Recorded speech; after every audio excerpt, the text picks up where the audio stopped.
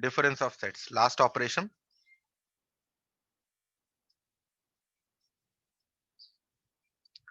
Now, what do you mean by difference of sets? For two sets, A and B, the difference of A and B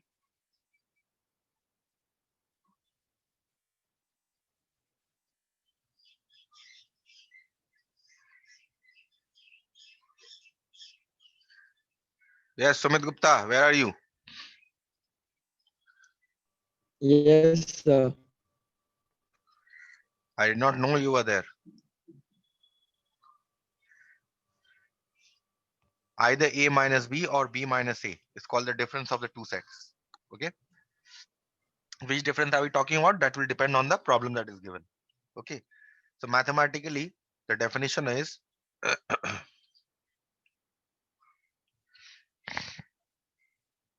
A minus B is the set X such that X belongs to A, but X does not belong to B. Similarly, we define B minus A as X such that X belongs to B, X does not belong to A. Okay. An example to illustrate.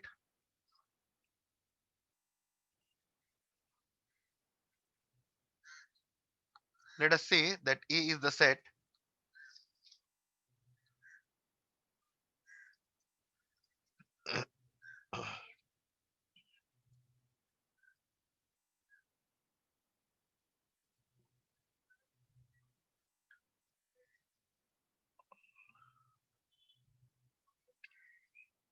this is the set. Okay, the set A. And the set B here is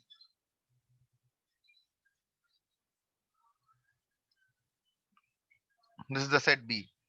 We want to find A minus B. A minus B consists of all the elements of A from which B elements of B have been removed. So what you do is you list down all the elements of A, but you remove the elements of B. And how do you remove? You look for the common element between A and B. See that 3 is common between A and B, right? So you remove 3 from A. Next, you see that 5 is also common between A and B. So you remove 5. 7 is also common between A and B. So you remove 7 also. And 9 is common also between these two. So therefore, this. Okay. So all this has been removed. So now what are the elements of A that remain? 1, 11, 13, and 15. So that is what A minus B is. All the elements of A from which all the elements of B have been removed. B minus A. Now look at this. Okay. Let me just write down once again.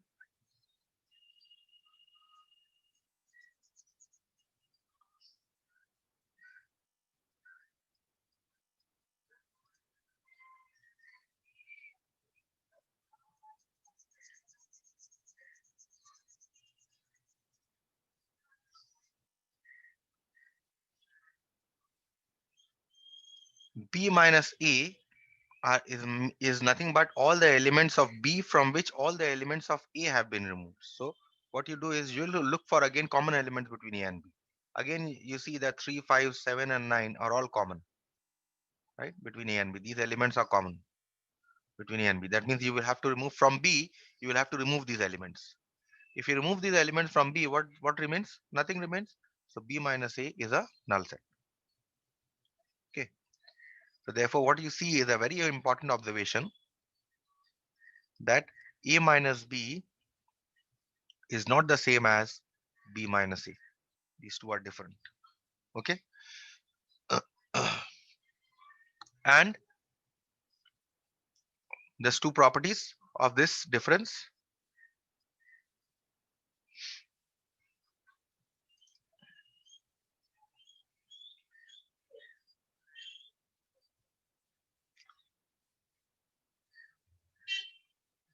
Properties of difference of sets. First property is As listed above, A minus B is not equal to B minus A in general. Okay. And the second property is that A minus B is the same as A intersection B complement. Okay. Whether I say A minus B or whether I say A intersection B complement, it is the same thing. Okay. The next, there's representation by Venn diagrams.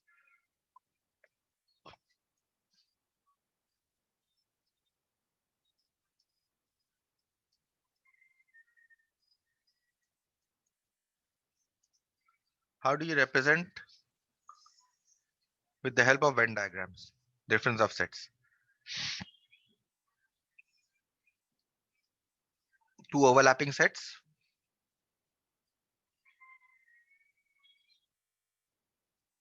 A and B.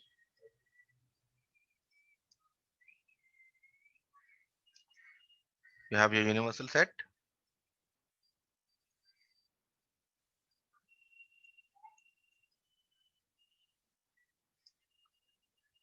You want to find A minus B for overlapping sets. A minus B will only be the elements of A. That is, you will shade only this circle and not the common part between the circles. Okay. Similarly, for B minus A,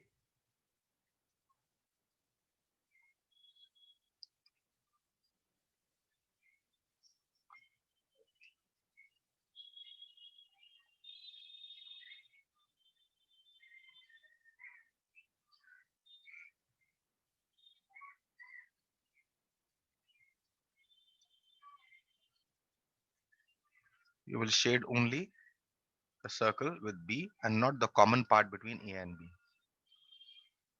Okay. So this is your B minus A. For overlapping sets. For disjoint sets, what happens?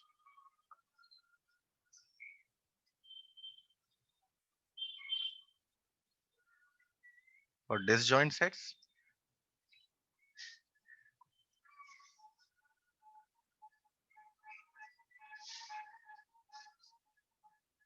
A minus B is nothing but the set A. You will shade only the set A here. So this is your set A and this is your set B. Similarly, for B minus A, you will shade only the circle B for disjoint sets. Okay. What if A is a subset of B? Then what happens?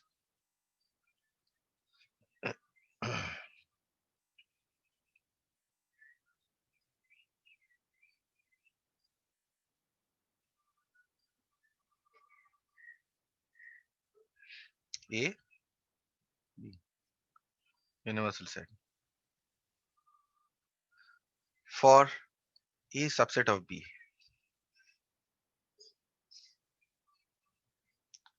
for A subset of B, what should be A minus B?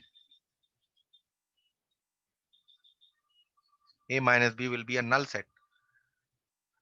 Yes, Sumit Gupta, can you tell me why A minus B will be a null set? Yes, Tell me. If A A is a subset minus of B. B, why should A minus B be a null set?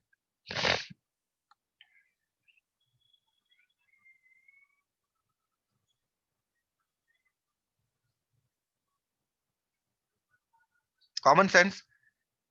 If all the elements of A are contained in B, and if I am from A, if I am finding A minus B, and if I am removing all the elements of A, then what remains? Nothing, sir. A is a subset of B. B. So only the elements of from the elements of A, I'm removing all the elements of B. That means I'm removing all the elements of A also, isn't it? Yes, sir. That means it Yes, has to yes, be sir. a null set. Okay, so that is Okay. how you represent with the help of Venn diagrams. Now again we come to a very important definition, which is called the symmetric difference. Symmetric difference of sets.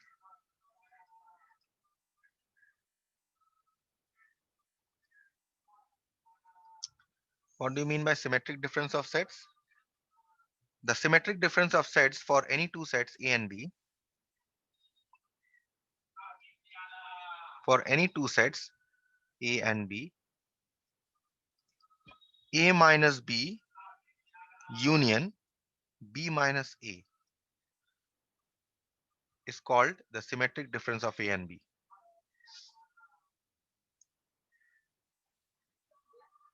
Symmetric difference of A and B, and is written as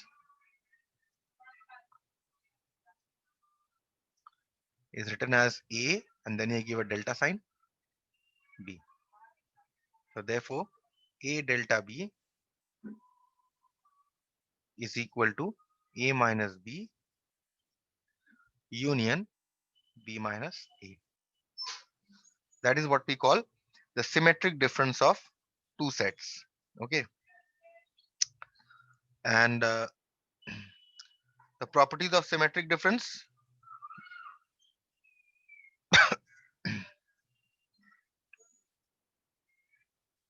Properties of symmetric difference.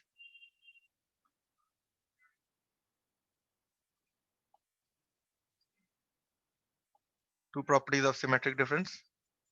First property is A delta B is equal to B delta A. This is first property of symmetric difference. And the second property of symmetric difference is that A delta A will always be a null set. A delta, the null set, will be the set A itself. Okay, and A, yes, these two. Okay, these two are the properties of symmetric difference. How do you represent it with the help of Venn diagram? Representation by Venn diagram.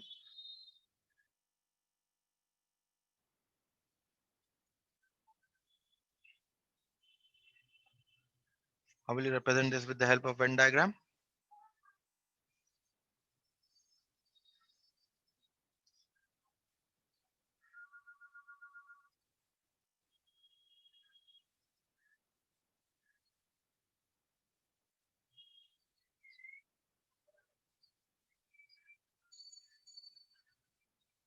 The symmetric difference will be only the part of the circle that is not common to the circles.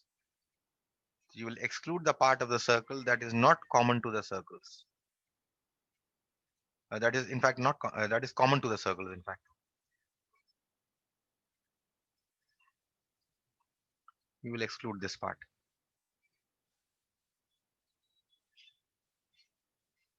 Okay, so this represents A delta B, symmetric difference of A and B. Okay, so this is how you represent with the help of Venn diagram. The properties are also done. Okay, and we'll now move on to the cardinal number of a set, or the cardinality of a set, and the cardinality theorem. As mentioned to you, that the cardinality or the cardinal number of a set is the number of elements in a set. Cardinal number of a set. Okay, the number of elements in a set is called the cardinal number of a set. A very important theorem is called the cardinality theorem for two sets. Cardinality theorem for two sets A and B. In class 8, you have already done this, that the cardinal number of A union B is equal to cardinality of A plus cardinality of B minus cardinality of A intersection B. This is called the cardinality theorem for two sets A and B. Cardinality theorem for three sets. This you haven't done. Cardinality theorem for three sets A, B, and C.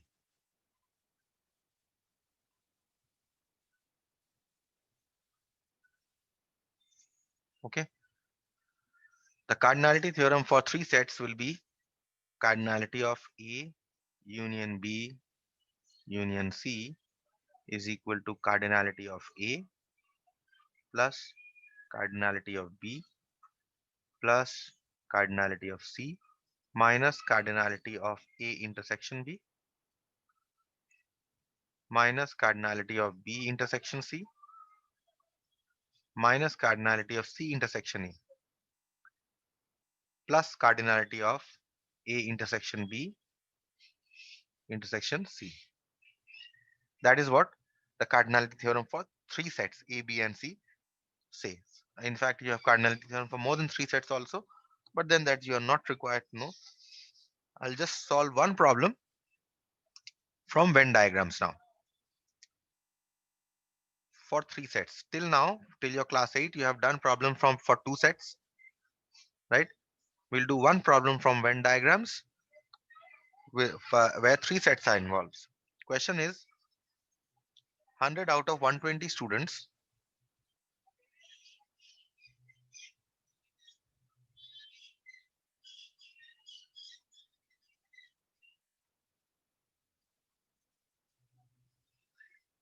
at a college test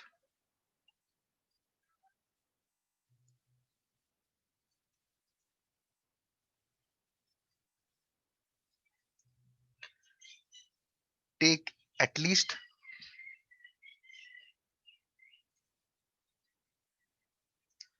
at least one of the languages.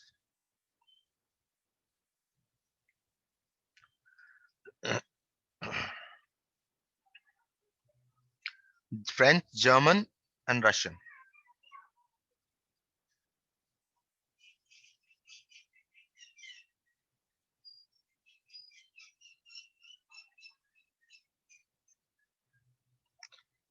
Suppose 65 study French,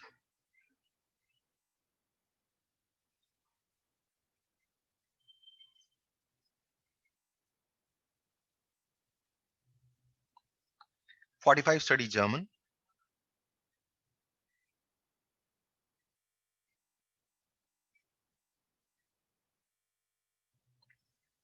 42 study Russian,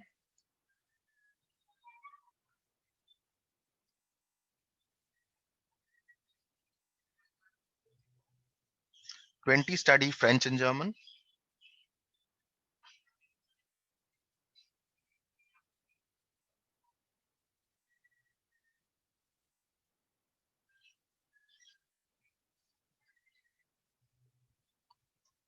25 study French and Russian,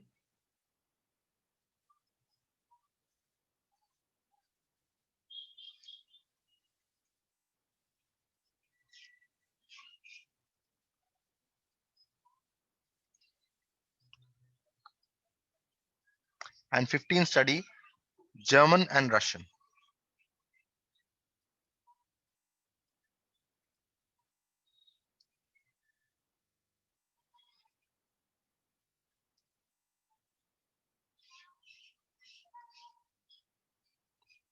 Study German and Russian.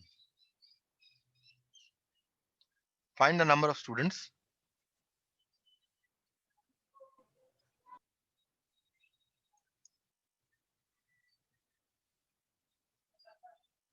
Yes, Tanisha,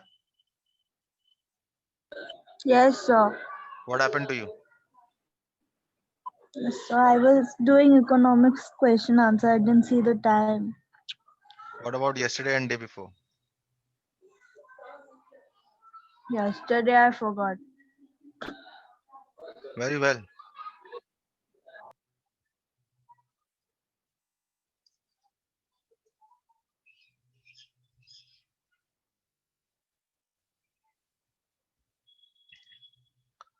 Okay. This is the question. 100 out of 120 students at a college test take at least one of the languages.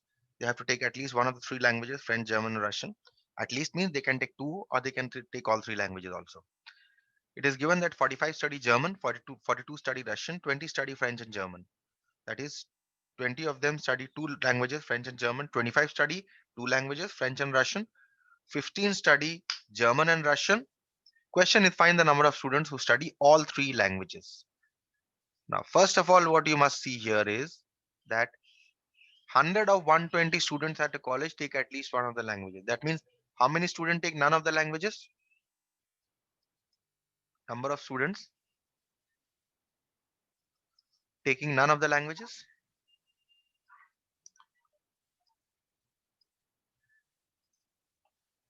How many students take none of the languages? If 100 of 120 students, if 100 are taking at least one, that means 120 minus 100 will be taking none of the languages. Okay.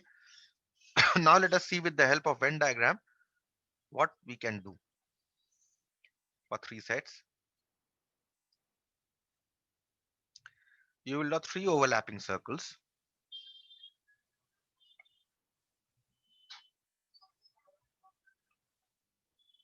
Okay. So three overlapping circles. And each of the circles will represent a language. What are the languages? French, German, and Russian. So let's say French, German, Russian. And how many speak? How many have taken French?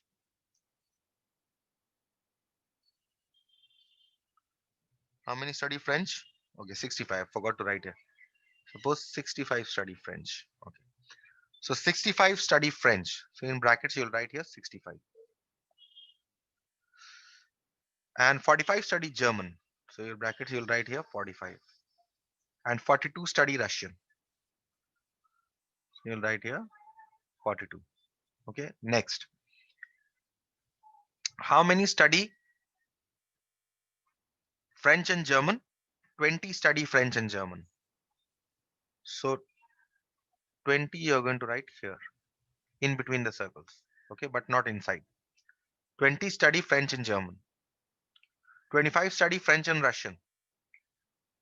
French and Russian, 25. Okay. And 15 study German and Russian. So this is 15 here. Okay. Question is find the number of students who study all the languages. Now what you must see here is that the how many elements in the universal set?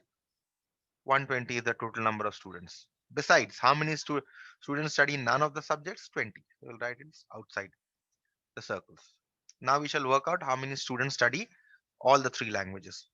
Okay. So remember, whenever you have three overlapping circles, this is the way you are going to do. When you don't know the common part, you will always assume the common part to be X. This part represents students who study all the subjects. So I will say, let the number of students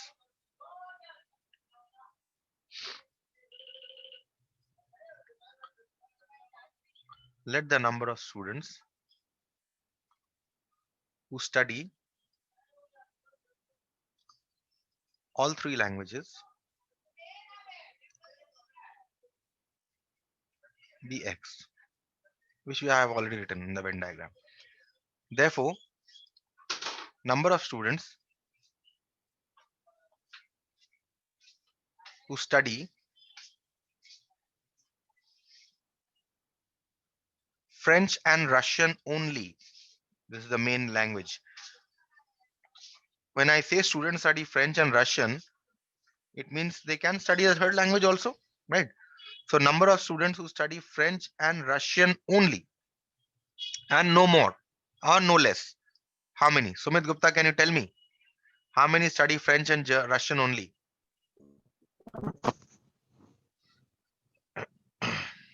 Yes. French and Russian only.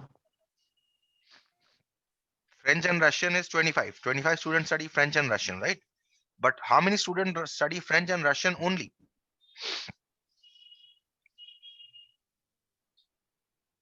see that if you are not able to understand, okay, see that if students who study French and Russian comprises which part? This part, right? Student, not Yes. only Sir, students who study, see, number of students who study French and Russian will comprise this part, and students who study French and Russian only comprise this part, right? So now can you tell me what should be the blue shaded part, cardinality of the blue shaded part?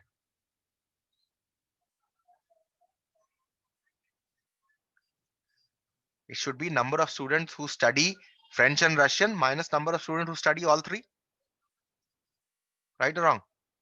Yes, sir. Number of students who study French and Russian minus number of students who study all three will be the number of students who study French and Russian only. Number of students who study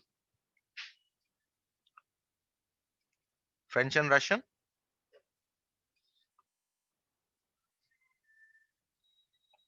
minus number of students who study all three, right? Number of students who study French and Russian is how much? 25. Number of students who study all three is 25 minus x. So number of students who study French and Russian only is 25 minus x. Similarly, I can find number of students who study French and German only, 20 minus x. Similarly, number of students who study, say, French and German only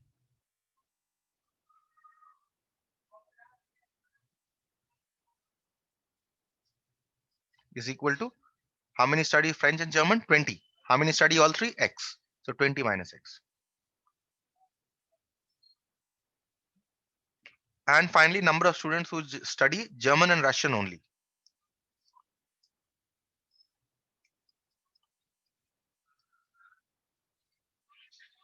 German and Russian only. Number of students who study German and Russian is how much? 15. And number of students who study all three is x. So this will be 15 minus x. Now we'll come to number of students who study French only. That means we want to find out. Let us write it down in the Venn diagram. We have got number of students who study French and German as 20 minus x. So French and German, this is 20 minus x. This is 25 minus x. This is 15 minus x. Okay. And number of students who study French only will be how much? See, number of students who study French only will be represented by which part of the circle? This part. Only this part of the circle will be represented by number of students who study French only. That means number of students who study French only will be number of students who study French minus number of students who study French and German only minus number of students who study French and Russian only minus students who study all three. Is that absolutely clear? Yes, sir. Okay, so we'll write this. Number of students who study French only. Number of students who study French only is equal to number of students who study French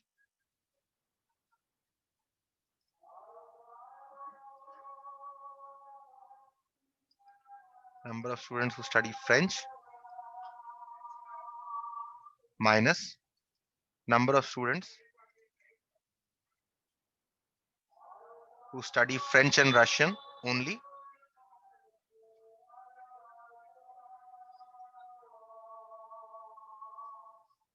minus number of students who study French and German only,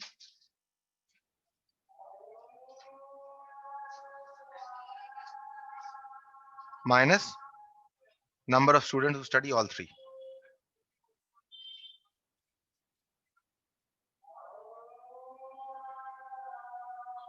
All three.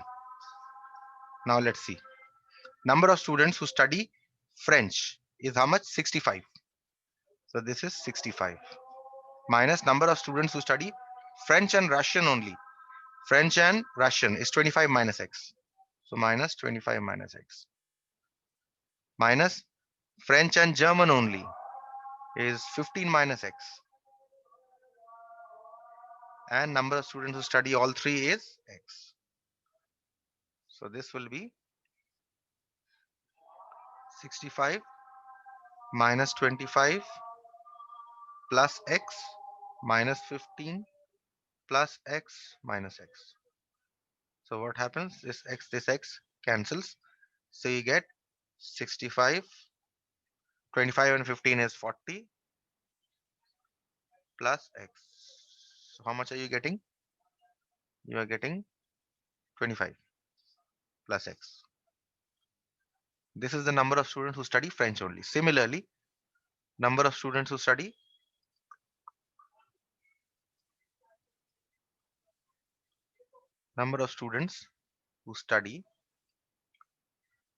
German only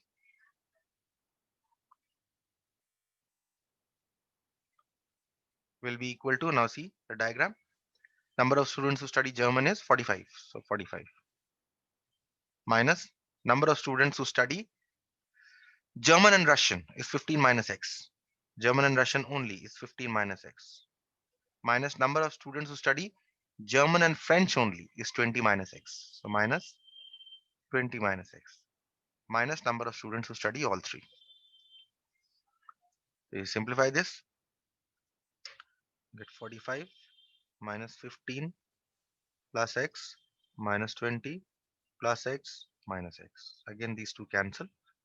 So you get 45 minus 35 plus x, which is equal to 10 plus x. And number of students who study Russian only.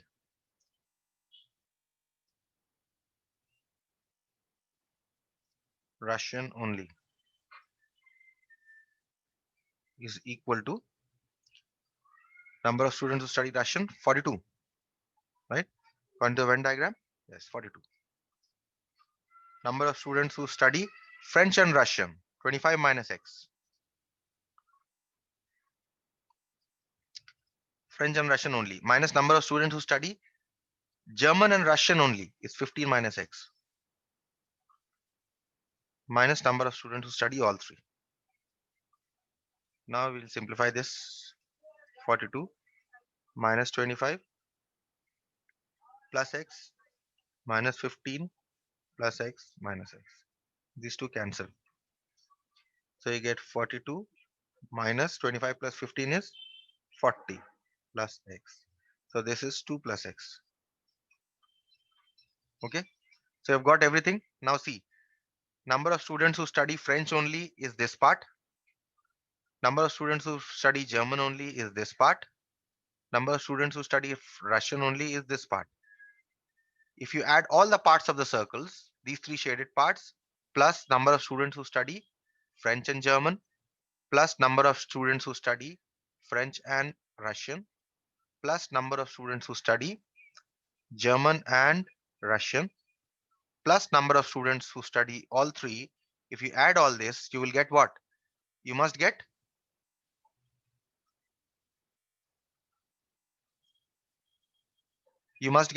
100, because 100 students study at least one of the subjects. See, 100 out of 120 students at a college take at least one of the languages, right?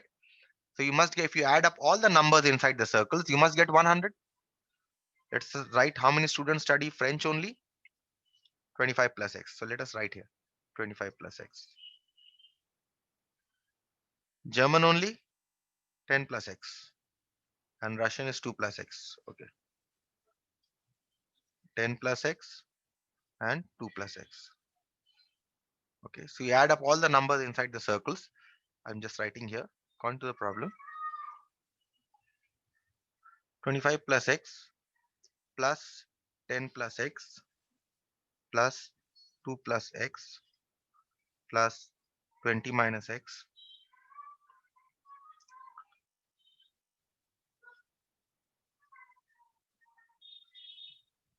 plus 25 minus x plus 15 minus x plus x must be equal to 100. Okay, we solve this equation, some x's will cancel. Okay, and therefore you must get x is equal to 8 here if you solve this equation. Okay, that is how you tackle problems with three sets in a Venn diagram. Some of these problems, see, this is the most universal approach that I have given you for Venn diagrams. But in some books, you will find that for three sets, the sum has been solved with the help of this cardinality theorem. Now, remember, cardinality theorem sometimes can get is applicable, in fact, for very few sums for Venn diagrams. But if you follow this approach, you will be able to solve any problem on Venn diagrams. Any problem that you get, you will be able to solve on Venn diagrams. Okay. So I stop